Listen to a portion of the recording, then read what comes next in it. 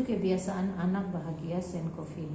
Karakter dalam buku ini akan kita perkenalkan ya. Good si beruang. Ini Good beruang. Ini Good si beruang. Ia anak berbadan paling besar di Seven Oaks. Tapi juga ramah. Ia sangat menyukai alam dan segala jenis serangga. Semut adalah serangga kesukaannya. Nah, ini si Good pakai kaca pembesar ya. Oke, Jumper si kelinci. Nah, namanya Jumper pasti dia suka lompat-lompat ya. Perkenalkan Jumper si kelinci. Jumper suka sekali berolahraga. Ia gemar bermain sepak bola, tenis, kasti, basket, bersepeda, berenang dan melompat. Apa saja.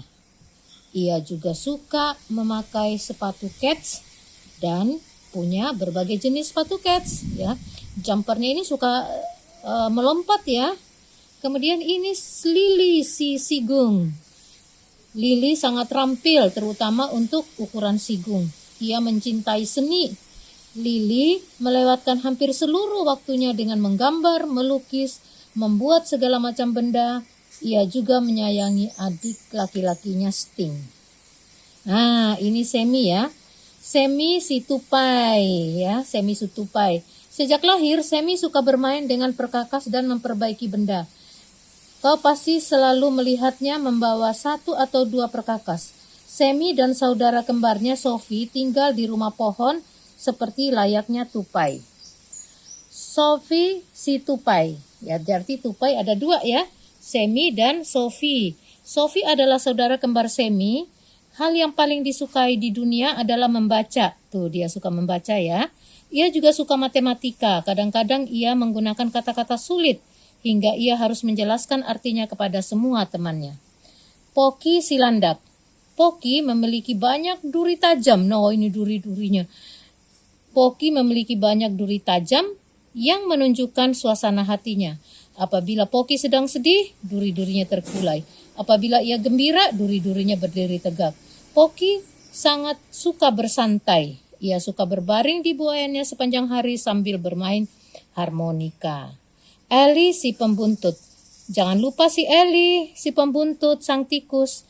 Ellie suka membuntuti siapa saja di kelompoknya itu. Terutama Lily si sigung, sahabat karibnya. Ellie tinggal bersama neneknya dan suka sekali mengenakan sepatu dan perhiasan neneknya. Ini Ernie si cacing. Si cacing. Ia pemalu. Jadi kau harus mencarinya. Pemalu ya si Ernie ya. Oke, kita sampai pada cerita Jumper dan jaring kupu-kupu yang hilang. Guaku, istanaku. Ini Good, sedangkan ini Jumper. Ini Good, ini Jumper. Suatu hari Jumper singgah di rumah Good. Mau main lempar piringan? Ajaknya. Tidak, terima kasih, kata Good. Aku sangat sedih sebab aku kehilangan jaring kupu-kupuku. Tapi hari ini hari yang cerah, ujar Jumper. Kita bisa bermain di danau mata ikan. Aku sedang tidak ingin bermain, kata Gu. Ayolah, Jumper memohon. Pasti asik sekali. Ayo kita pergi. Ia lalu mulai melompat-lompat di sekeliling hub. Dia lompat-lompat sekeliling hub, padahal hubnya lebih sedih. Tidak, sahut Hub, kau terlalu banyak bicara dan bergerak. Juga tidak pernah mau mendengar. Pergi sana dan silakan bersenang-senang tanpa aku. Marah dia. Oke, kata Jumper, sampai jumpa nanti. Jumper berlari menjauh, ia melintasi rumah Ellie, si pembuntut. Ellie sedang duduk di dalam kotak pasirnya. Nangis Ellie. Ada apa? Tanya Jumper. Dewaku baik. Hah? Sahut Jumper. Kau ingin main air? Oke, mari kita berenang. Diajak berenang. Ali menggeleng. Nangisnya. Dewaku baik. Oh, aku paham, kata Jumper. Rimba. Kau ingin bermain di rimba? Ali menendang-nendang pasir. Dewaku baik. ujar Jumper. Ayo, siapa tahu Lili Sigung bisa tahu apa yang salah.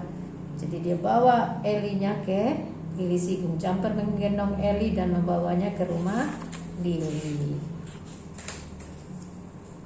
Ia membunyikan bel pintu. Lili datang membuka pintu. Hai Jumper, hai Ellie, ada apa? Wah, nangis Ellie. Lili menatapnya. Ada apa? Ia bertanya. Sweaterku baik.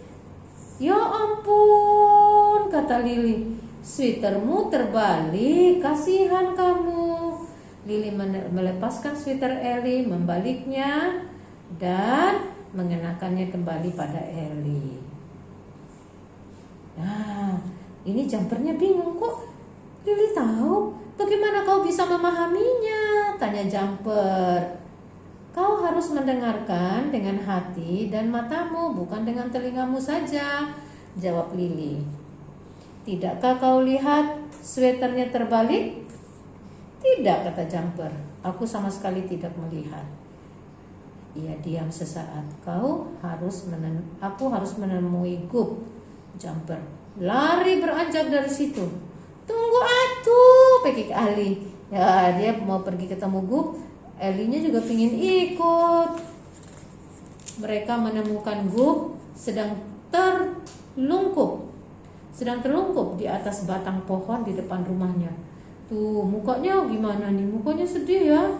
Sekarang bisa kulihat kau sedang benar-benar sedih, ujar Jumper. Ada apa? Jumper tanya. Sudah kukatakan tadi kepadamu, kata Gup. Aku kehilangan jaring kupu-kupuku. Itu benda yang paling kusayangi di seluruh dunia.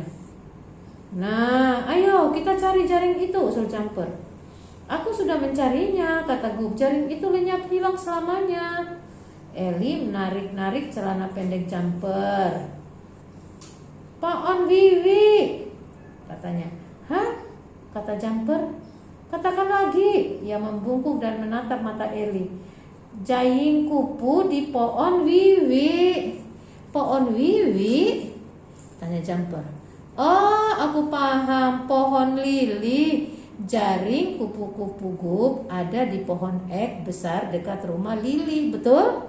Ya, kata Ellie. Gadis pintar, kata Jumper. Ayo kita cari. Mereka semua berlari kembali ke rumah Lili. Jaring kupu-kupu itu bersandar di pohon ek besar di depan rumahnya. Jaring kupu-kupuku, seru Gup. Senang banget dia ketemu lagi jaring kupu-kupunya. Dia berlari ke situ dan mengambil jaringnya. Sekarang aku ingat, kemarin aku mengajar kupu-kupu di sini. Bagaimana kau bisa memahami apa yang dikatakan Ellie, Jumper? Kau harus mendengarkan dengan mata dan hatimu, bukan dengan telingamu saja, jawab Jumper. Kata Gup. Mau main ji kotak pasiku? Tanya Ellie. Gup membungkuk dan menatap Ellie. Apa? Tanya Gup. Mau main ji kocak pasiku? Tanya Ellie. Kurasa aku sekarang mengerti apa yang kau katakan, kata Gup. Kau ingin kita bermain di kotak pasirmu, betul? Ellie tersenyum lebar. Ayo Jumper, kata Gup. Mari kita semua ke sana. Pojok orang tua. Kebiasaan 5, berusaha memahami terlebih dahulu baru dipahami. Dengarkan sebelum bicara. Istriku dan aku mempunyai julukan bagi anak-anak kami. Kami menjuluki Ellie, usia 3 tahun, jerit, sebab itulah yang dilakukannya. Apabila tidak mendapat keinginannya atau merasa tidak didengarkan, ia menjerit. Nyaring, itulah caranya menarik perhatian. Sebagai orang dewasa, kita mungkin saja tidak menjerit, tapi bertingkah dengan cara-cara lain apabila merasa tidak ada yang mendengarkan kita. Yang pasti kebutuhan terdalam hati manusia adalah ingin dipahami. Di sekolah kita diajari membaca, menulis, dan bicara, namun kita tidak diajari cara mendengarkan. Keterampilan berkomunikasi yang paling penting. Mendengarkan Dengan telinga saja belum cukup, sebab kurang dari 10% komunikasi terdiri atas kata-kata yang kita gunakan. Sisanya datang dari bahasa tubuh serta nada dan perasaan yang tercermin dalam suara kita. Alangkah bahagianya apabila kita dapat mengajar anak-anak kita cara mendengarkan ketika mereka masih kecil. Gunakan kisah ini untuk menunjukkan bagaimana Jumper belajar mendengarkan, tidak saja dengan telinga tapi juga dengan mata dan hati. Dan sebagai akibatnya semua orang lebih bahagia. Untuk dibahas, apa yang dilakukan Jumper ketika Gup berkata ia sedang sedih dan tidak ingin bermain? 2. Bagaimana perasaan Ellie ketika Jumper tidak bisa memahaminya? Bagaimana perasaanmu apabila tidak ada yang memahamimu? 3. Siapa yang membantu Ellie memecahkan masalahnya? Apa yang dikatakan Ellie Sigung kepada Jumper tentang mendengarkan? 5. Siapa yang bahagia di akhir kisah ini? Mengapa mendengarkan begitu penting? Langkah-langkah kecil. 1. Cobalah tidak bicara satu kali pun selama 1 jam penuh. Amati orang-orang di sekelilingmu dan dengarkan apa yang mereka katakan. Semoga berhasil. 2. Pikirkan seseorang dalam hidupmu yang menurutmu seorang pendengar yang baik. Nenekmu, ayahmu, sahabat karibmu, apa yang mereka lakukan sehingga membuat diri mereka menjadi pendengar yang baik. 3. Lain kali bila salah satu temanmu sedang sedih, perhatikan mata atau sikap tubuhnya. Katakan kepada mereka bahwa kau tahu mereka sedang sedih dan kau ingin membantu.